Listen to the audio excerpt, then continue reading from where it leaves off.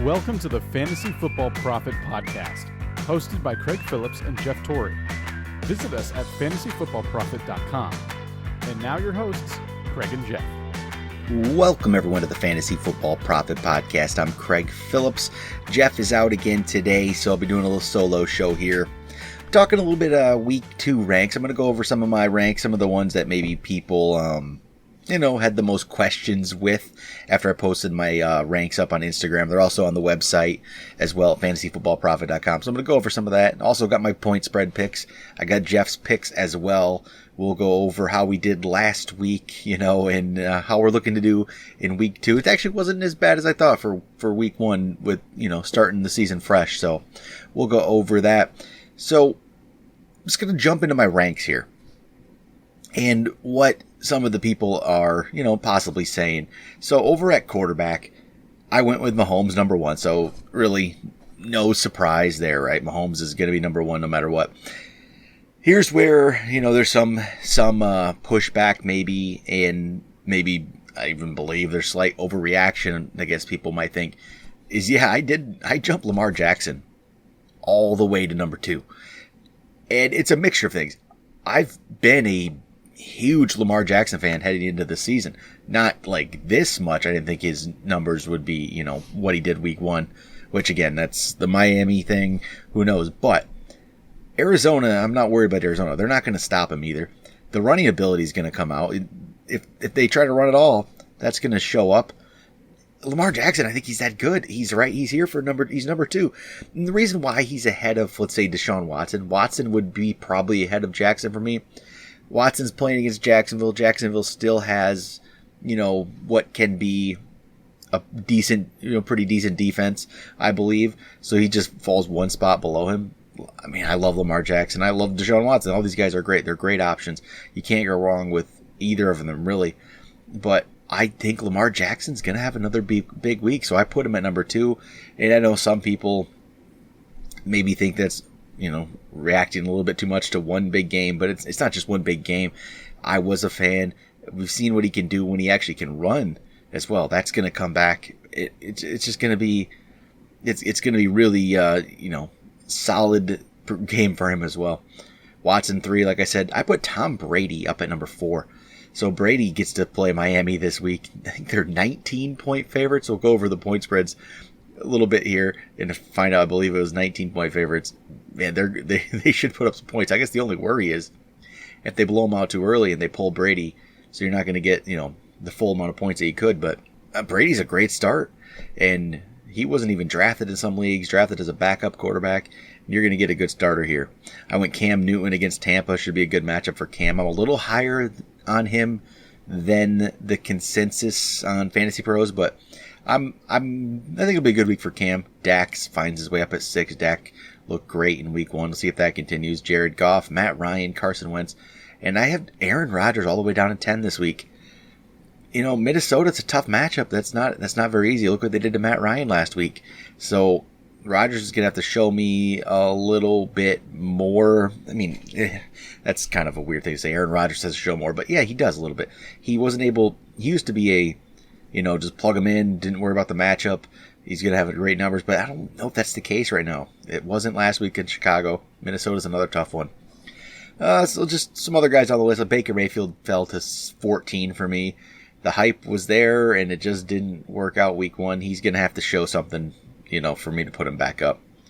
If you jump over running backs, Christian McCaffrey's my number 1 this week. Christian McCaffrey was my preseason number 1. He looked great in the opener. There's no reason for him not to be number 1. I did jump Zeke up to number 2. I think the work's going to be there for him this week. He's going to increase that. And, I'm basically almost reverting to what my original rankings were going to be for the preseason.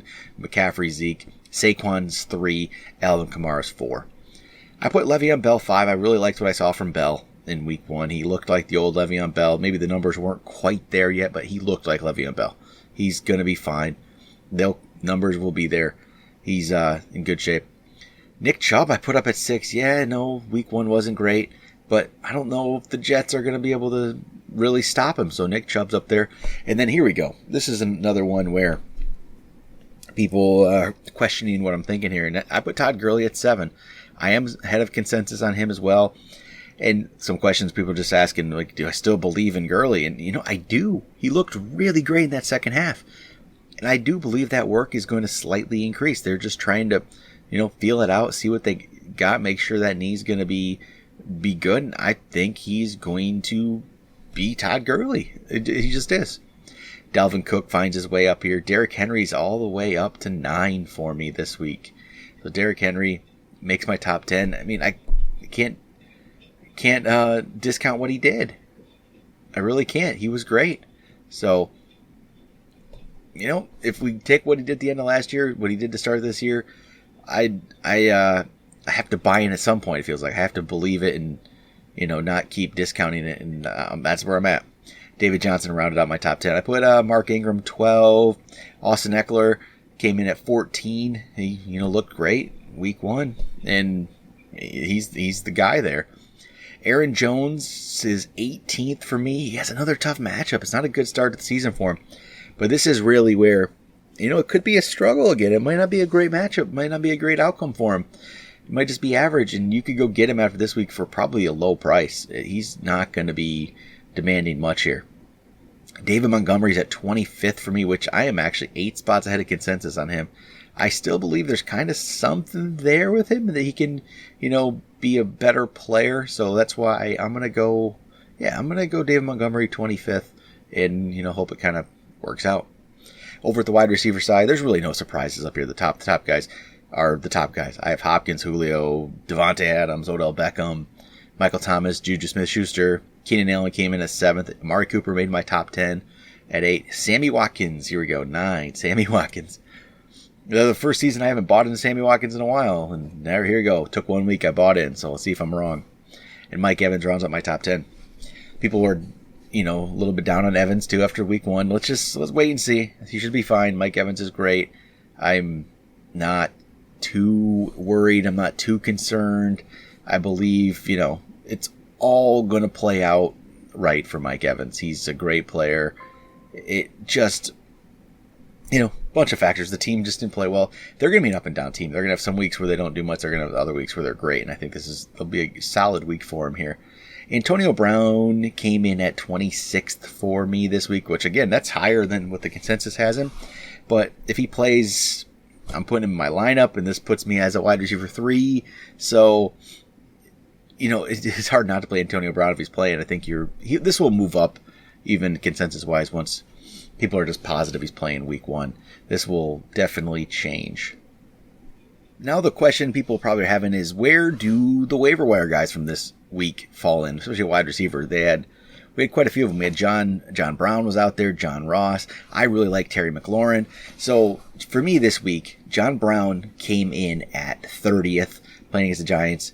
I'm actually a little bit lower on him than consensus, only 2 spots. His 28th consensus, 30th for me. I think John Brown should be a good option. Terry McLaurin's actually ahead of John Ross from this week. McLaurin is 40th. Consensus-wise, they have him 51st, so I'm a little bit higher on him. I'm a big fan of him. I think he's going to be great in Washington. It looks like he's their number 1. And then I put John Ross 43rd. John Ross really is the one who has to show me another week for me to buy in. And then Marquis Brown aiming 46th. He needs more snaps. He need more snaps to show us that it was for real, right? So that's why he's going to fall there. Then over at tight end, again, Kelsey, Kittle, Ertz, top guys. So it's where do the up and coming guys who look good in week 1, Mark Andrews, TJ Hawkinson, Darren Waller. So Andrews came in at 6 for me. They got Hawkinson at 8, Waller at 9. I think they're top 10 guys. I think it's proven for week 1. I don't think it's going to really change too much. I liked what I saw from these guys. I think it can continue, and I'm going to rank him as such. Tight end's the one position where I really do, I'd say, rank a lot more based on potential sometimes and what I can see. I'm not as worried about the tight end position. Yeah, you want good guys, but you're looking for that next guy who's going to break into the top tier and be a great option. There's not a lot of them. So Hawkinson, I think, can do that. Andrews and Waller, maybe not to the same level as Hawkinson, but they're going to be great fantasy options. All right, before I move over to point spreads, I got a couple different trade questions coming in from some listeners. So the first question I got in here is from Josh. Josh is coming from Australia. He's a big fan of the podcast. So he asked me, he has a way, he can pick up this week Chris Thompson. He likes Chris Thompson, but he would have to drop Justice Hill to pick up Chris Thompson. And he says, I drafted Justice Hill with my last pick because I believe he will eventually take over at the Ravens. He says, would you guys hold on to Justice, or would you pull the trigger on picking up Chris Thompson? So this is, I don't know your exact situation here with your roster, but if this isn't a player that you're starting, because obviously if you're just holding Justice Hill, that's a bench player right now. You're hoping for the future. And if Chris Thompson's not going to be, if you don't need him to jump into your lineup right now, if he's just a bench player and you're going to hold on to him, don't make that move. Keep Justice Hill if you believe Justice Hill could take over for Mark Ingram at some point, which, yeah, there's a possibility there. Justice Hill's a good bench stash. If you don't need Chris Thompson because you're depleted at running back, if that's the case, if you're depleted at running back and you need a starter, you probably need to go get Chris Thompson and plug him into the lineup. But if that's not where you're at, if you don't need that, keep Justice Hill right now. I think he still has bigger potential than Chris Thompson. I think Chris Thompson has kind of a limit where we know where he's at and might not get too much above that. I think Chris Thompson's a good flex type starter here, better in PPR. But yeah, if he's not a needed player for you right now, just stick to Justice Hill for now, and until you get to a spot where maybe you might need that bench spot. But if you don't need it now, keep Justice Hill. Another question comes in from Jacob.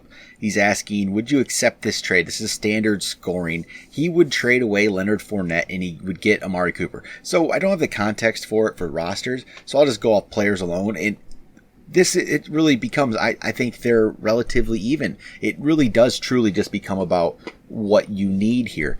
If you need the running back more, keep Fournette. If you don't need Fournette, and you really need the wide receiver, get Cooper. It's a fair trade. I'm fine with either side. Some of these depend on situation and what your roster's constructed as. Do you need that running back right now, or do you need that wide receiver? What's going to make your team better? If you have somebody else, you can just jump into Fournette spot, no problem, on your bench, and it'll shore up your wide receivers. Yeah, then go ahead and do it. Get Amari Cooper, and I think that'll be a good one. So here's a quick one here, going off of our rankings just a minute ago. And it just was asking, should I bench Mike Evans for Michael Gallup or Alshon Jeffrey? And I would say, no, not yet. Keep starting Mike Evans. I think he's going to be perfectly fine. You don't need to make that big of a move yet. You drafted Mike Evans for a reason. He's going to be a great player. One bad week isn't everything. And, he's going to be great. So don't worry about it there. But all right, it's time to get into some point spread picks here for week 2, which again is brought to you by MyBookie. You can go to mybookie.com, use the promo code PROFIT, and you'll get to double your first deposit there to get in on that. And, it's always fun to put a little bit on these games here every single week. MyBookie helps you do that. You can get some live bets in there, which is awesome. So, shoot, maybe you've bet in a couple games and everything is going wrong. Maybe go in for the second half, change it up, be able to get a in-game bet and maybe make some of your money back, which, just don't go too crazy. Hey, don't go too crazy with the spending on it, but it's just adds something to it, makes it some more rooting interest. Maybe you don't have a fantasy player in one of those games. Gives you something to root for, especially on Sunday night and Monday night. If there's no players from your fantasy team, you should go over to MyBookie, put a couple dollars down and see what you can, do with that. So last week, Jeff and I did our point spread picks, and it wasn't very pretty. So good thing we did. I mean, it was okay, I guess. We both went 8-8 last week, which I guess for starting out, it's not bad. But if we'd gone to MyBookie and put some money down, we would have probably actually lost a few bucks. So yeah, maybe. Hey, we're not telling you to follow our picks every week, but we're going to do our best here. So, but once again, make sure you go check out mybookie.com. They'll double your first deposit if you use that promo code PROFIT. So I got Jeff's picks here. He sent them over to me earlier. So as I go through mine, I'll let you know what Jeff's picking as well. So first off, we got the Buccaneers. We got the Panthers. So we got the Bucs are +7 on the road against Carolina. I'll just say Jeff goes with the Bucs. He thinks they're going to keep it within 7. On the other hand, I'm going to go Carolina here. I just think they're going to win by about 10 points.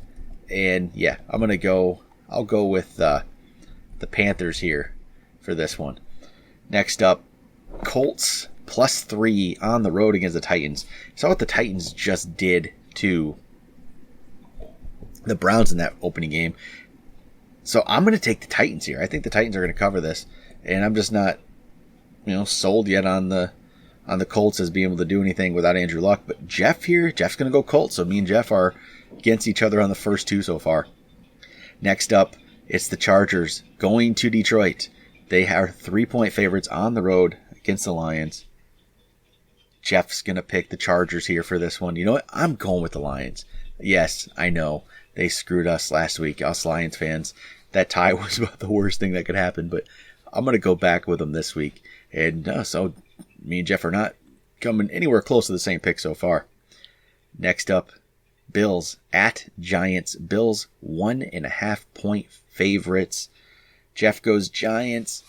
I think I'm going to go Giants here too at home. I'll go with the Giants. I'm not in love with either team. Yeah, I'll just pick the Giants. This isn't the most exciting game in the world, but I'll pick them there. So we got Arizona traveling to Baltimore. Baltimore's 13-point favorites. Man, that's a lot of points. Jeff's going to pick the Ravens here. I can't. I'm going to go Cardinals. I can't. That's too many points. That's for that team. That's too many points. We'll figure out what we're going to do here in a minute with this next one, which is New England on the road at Miami. New England 19-point favorites. I'm going to go with the Patriots. The Dolphins were so bad in week 1. There's no way I can pick them for anything here. Cowboys going to Washington. Washington is the underdog at home. 5.5-point underdog at home. Jeff picks the Redskins. I'm going to agree with him here. I'm going Redskins. That's too many points for the home team to give up there. That's actually an okay, can play with them a little bit, maybe a home team. They can stay in the game. Jacksonville travels to Houston. Houston 9-point favorites at home. Jeff goes Houston. I'm going Jacksonville. I think they're going to be able to keep it at least close enough to, cover that spread there. So we got Seattle going to Pittsburgh. Pittsburgh 4-point favorites at home. Looking for the bounce back after week 1. Jeff doesn't think it's going to happen. He's going Seattle. I will go Steelers here. I think Steelers will, I'm going to pick them here to, improve on that terrible week 1 performance. We got San Francisco traveling to Cincinnati. Cincinnati's 2-point favorites. Jeff picks Cincinnati. I'll agree with him here. I'll take the home team here. And it can still be a close matchup, but I'll go with the home team. Minnesota at Green Bay. Green Bay 3-point favorites. Green Bay 1-0 right now after the win over Chicago. I'm going to stick with Green Bay here as well at home. I think they're going to beat the Vikings. Kansas City travels to Oakland. Kansas City is 7.5-point favorites on the road. Jeff goes Kansas City. I'm going to agree with him here. I'm going to go Kansas City as well. Next up, New Orleans at the Rams. Rams 2.5-point favorites. This should be a good one here. And Jeff's going to go Saints. I'll pick the home team here. I'll pick the Rams at home to cover that 2.5 points. Chicago at Denver. Denver is the underdog, but only 2.5-point underdog.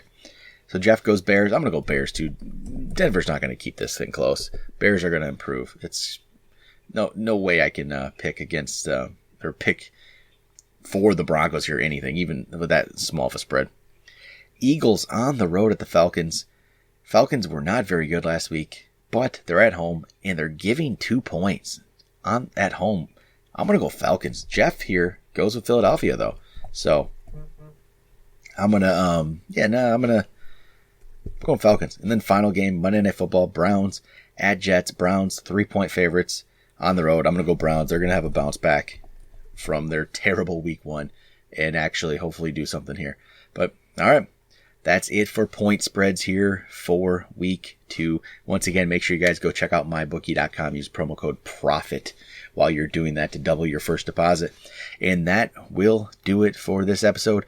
I'll be back with reaction to the Tampa Bay Carolina game Thursday night. Hopefully, I'd like to see something from Mike Evans. That'd be nice. And a bunch of players in that game. Hopefully they step up. Maybe it's a little more exciting than last Thursday's game. But talk to you guys then.